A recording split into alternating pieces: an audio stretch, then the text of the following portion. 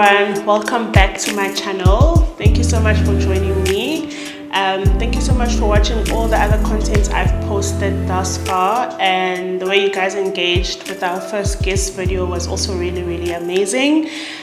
So we will continue today with our series, so our brand building series, and we are on our fourth part of the video, and we are talking marketing strategy. So what I would suggest before we even move forward is that you can go and recap all the other three videos so you guys can basically get an understanding of what we are talking about, because obviously you don't want to just jump into this video where we're already talking strategies and marketing and all of that.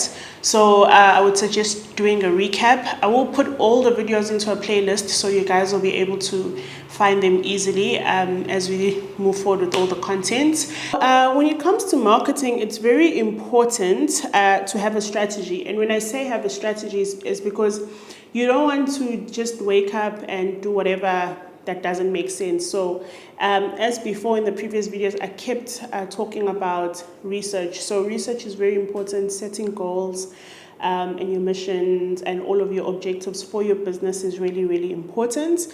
And again, I'm just going to emphasize that everything I basically share with this series is based on services. So a service-based business, because that's what I do.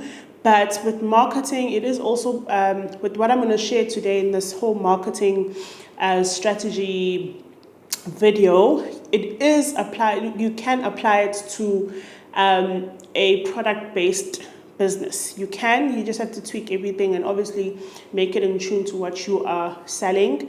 But yeah, just giving that disclaimer so people don't get too confused. So when it comes to a marketing strategy, this is basically putting together a plan of what you will need to do to achieve the objectives that you put in place in step one. So if you go back to your plan and you look at what objectives you listed, this is what this comes into play, is that, okay, what am I going to do to be able to reach those objectives to get my business to basically succeed? So as I've mentioned before, I talk about how I started, and when I started, I also put together a marketing strategy that basically helped me out online and be able to connect with clients and get work. So I'm going to also just run through the same process with you guys as to how I did it and how everything was executed. So this is what we're discussing. So the first step that I will suggest when it comes to marketing yourself is think about content marketing. So content marketing is really good because you are basically selling a service by showcasing people what you have as knowledge to regards to what you are selling them. So I hope that makes sense. So you're telling people that you're an expert basically in the field or the industry or the business that you are running. So they then buy into your knowledge and you as an expert, and then come back and say, okay, I really want to work with you because I feel like you understand what you're doing. So that's what content marketing talks about. So in the next video, I'm going to break down the same strategies into activities that you can do around the topics that I'm listing now. So content marketing is really good. So if you go and you research what that means, it will basically show you that you're basically creating content, maybe as videos on a blog and all of that. So that's what content marketing is basically talking about. So content marketing is the first thing I would suggest if you are putting together a marketing strategy. And then the second thing is video. So video doesn't actually mean that you're creating content for just YouTube. Obviously, YouTube is a great platform for you to place your videos, to have a platform for it. But there's so many options for you to do videos. You can even be creating masterclasses, online masterclasses, just as long as you're creating video content and putting it out there for people to get and learn something from you. It's also a good way. It doesn't even need to be a video of you sitting down and talking about whatever topic. You could be selling a product. For example, if you look at Yoko's marketing strategy, they create video with regards to profiling businesses that use their products. So that's a great example of how you can use the strategy if you are selling a product. And creating content around videos, that's basically a good example that, okay, if you want to create videos, then why not interview the businesses that are using your product and are successful in doing so, and how it has helped them and changed their everyday business task and made it a bit easier. So if you look at that example, you would find the best way to execute video content for your marketing. And then the third part of it is then looking at the different platforms online, social media, so looking at your Facebook, your Twitter, your Instagram, even LinkedIn, and checking how their features that they have for businesses, because honestly, all these platforms are there for businesses to just make their life very easy. So look at the features, and if you look, for example, you can even go live on Facebook and Instagram. You can even go live on Twitter. So why not incorporate live videos for your marketing strategy?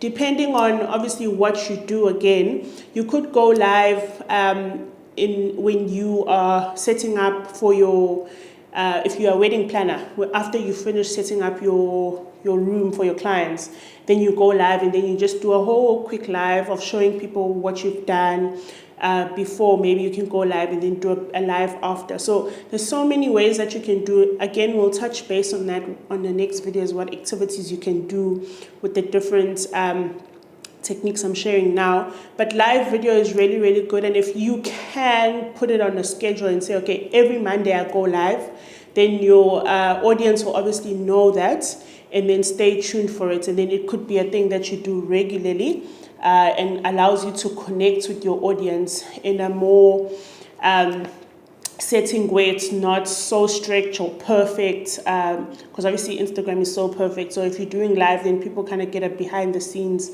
of what you do as a business on an everyday without it being too perfect and dressed up, you know. So that's the third part of it. And then look at social media. So I know I've already spoken about social media, but social media is a big part. What I would say here is that you need to pick the platforms that are related to what you do, that will be able to connect you to your audience. So you don't need to be on every single platform, because not every platform is for every business. I know sometimes we say, oh, you want to be on Instagram because everyone is on Instagram, but I would suggest not doing that. Research each social media platform and then decide obviously what strategy you're going to do for each platform that you're deciding to use, and then that'll kind of determine if you should be on Twitter or you should be on LinkedIn, or maybe just leave it out. And it's important, guys, to remember that if you try and be on all platforms, you will tire yourself out. Creating content for each platform is really, really difficult, because again, what you execute on Instagram, you cannot execute on Twitter. So each platform will need you to have its own strategy and content to tailor make it for each audience, because it's not the same. So when you're starting out, I'd rather suggest you do one or two, maybe for your business, and then also create content for you as a personal brand, you know, as the owner, and see how you can sell your business as someone who owns the business and not as the business, because then you're able to target different people in different ways, and then maybe you then be able to say, okay, I'm on Instagram, Facebook, and Twitter, but on Twitter you just as you and not as the business.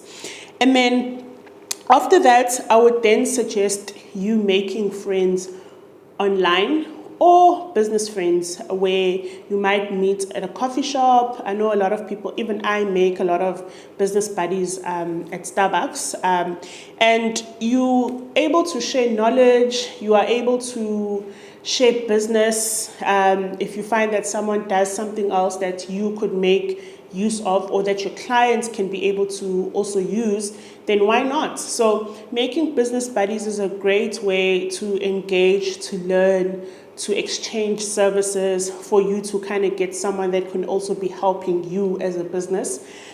So don't shy away from doing that, because entrepreneurship is very, very closed off. If you run a business, you are closed off, especially if you're still running a business alone, you're closed off. So try and make friends, try and learn from people. Don't be too afraid to do that, because you'll never know. Someone you meet today might give you a big opportunity with people they know. So be open to doing that, and you'll see you'll get so far, even if they don't give you clients, but some sort of knowledge that they can partake, because they might be at a higher level with their business or a higher experience than you, then you'll be able to connect with them. And then the last point that I want to mention is email marketing. A lot of people actually shy away from creating a database and sending out regular emailers. And the reason they do this is because I think half the time they don't understand why they're doing it. And how they're going to do it. So if you go back to some of the videos, we spoke about creating a website. When you set up a website, I'd highly suggest putting together a email sign-up form. And the reason you do that is because you can entice people with different things, maybe discounts for them to sign up. So if they sign up on your newsletter, then they'll get like a 10% when they do their first purchase for a product.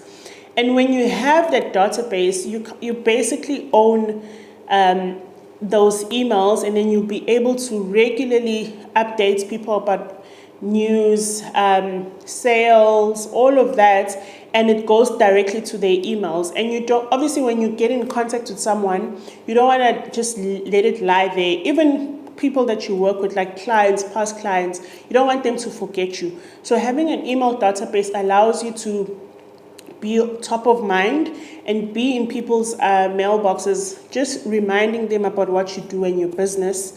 And then when they do need you, then they'll be able to oh, I remember seeing something like this, let me just contact them. Or you might be running a special on Valentine's Day, and then you go into people's mailboxes and you say, oh, there's a special. If you would want to make use of the special, then be sure to get in touch.